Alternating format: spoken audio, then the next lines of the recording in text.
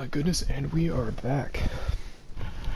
Alright, let's check this out. This is what I believe to be Hades Tower of Flame, but it looks like that may have changed over time. Guess we'll find out. Got another enemy here. Hopefully he's not... ooh, he looks like he's armored compared to the ones in the previous level. It's my roll dash here.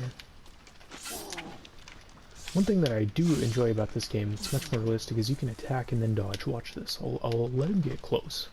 I'll run close. I'll press R1 and dodge. See that instantly. Instantly. Very, very responsive. I was saying it's clunky, but once you get used to it, it offers an unprecedented level of control. This must be a Titanite wizard. Oh, and he leads me right to the bonfire. Most excellent. Most excellent. This reminds me of have you ever heard of a YouTuber by the name of Aaron Hansen? He made a wonderful video about the design of Mega Man and how it teaches you how to play through the level design. Now it's excellent. You see, this what appears to be a primitive version of a Titanite lizard led me straight to the bonfire. Something that you'd never see happen in a later FromSoft game. Just more proof. This is... I can't say it's a masterpiece yet, but I am very impressed so far. Wind Hero, wonderful. So I'm wondering if there's a way to use those, but I haven't found it yet. Well, there's my shield. Excellent.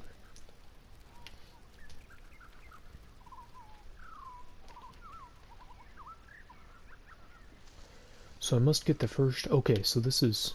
Okay. So an ancient bonfire. I'm sure I'll learn more about that later.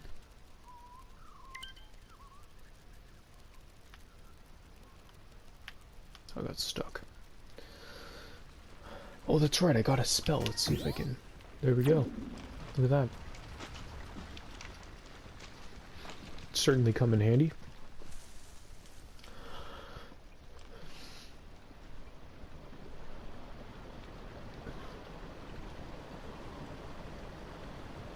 Okay. Ooh, look, an item. There you go, so... Oh, I see, I didn't notice that before, but when I pick that up, it looks like it adds it directly to my soul, so I don't have to worry about consuming it. That's a perfect design, actually. Okay. I'll dodge. Use a dodge move. Oh my goodness. Oh, I'm having a hard time dodging here, actually. See. Oh, whoop, there it goes. It appears that I was having a hard time dodging the enemy in such close proximity. What the fucking what reason for that is. So up here...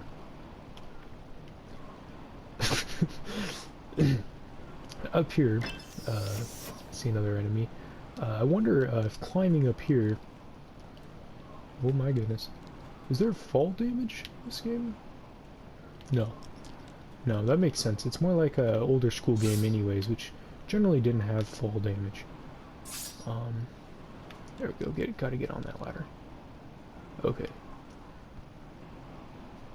Let's find out about that aggro range. Can he see me? Can I sneak? No. Whoop. Whoop. Okay.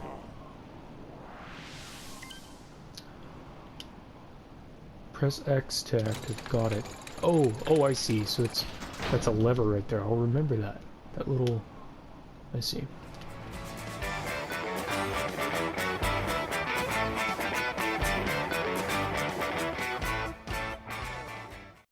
Use an Estus before I go ahead. Oh, look at that. Full heal. I appreciate that. I do, because in the later games, it felt a little bit unbalanced that you could get such a powerful Estus. I feel like this game, with the simpler Estus system, it's easier to balance, honestly. Because you always know how much a player is going to be able to heal at any given moment. So, it's good design there. I'm assuming that later games... Oh, now I need 2 ancient bonfires. Well then.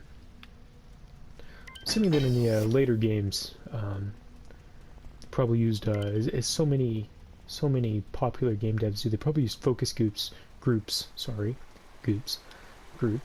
to learn to figure out that most players probably actually prefer upgrading their Estus system because it gives them a sense of progression.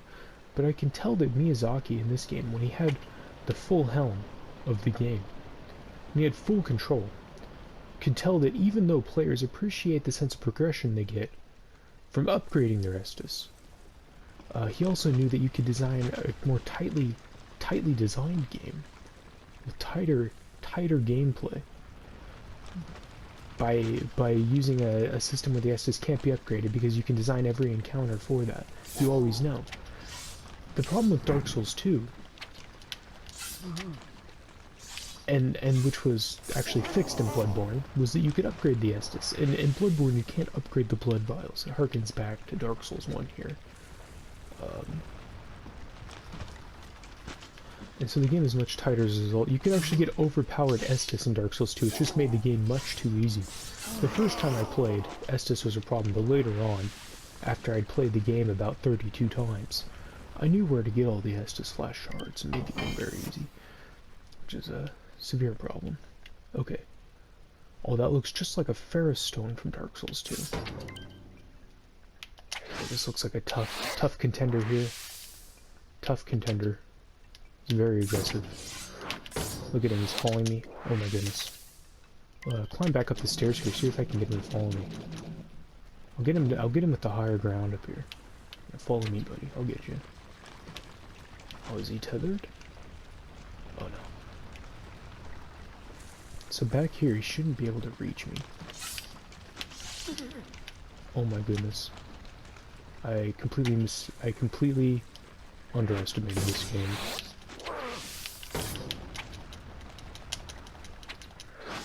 I'll use an Estus here just to be safe.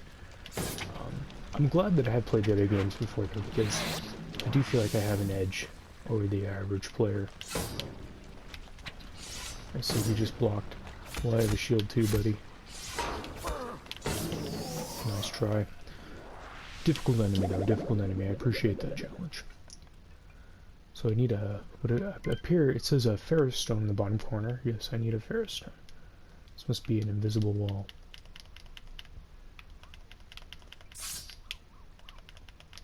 I see. Oh, that Ferrous Stone was upgraded. I was thinking that was an invisible wall. My mistake. Let's go find a Ferrous Stone then.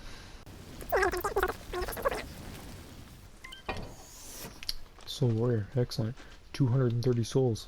I'm tempted to go back to Majula and level up, but I'll soldier on. I see, I must go on this side. Excellent. Classic staple of Miyazaki world design is the verticality. If you've never played a FromSoft game, that's one of the beautiful things. They're just like a Castlevania or a Metroid game. A Metroidvania, if you will. Oh my goodness, another level. I'm not sure if I'm ready. A Metroidvania, if you will, but in 3D. Is really what they are.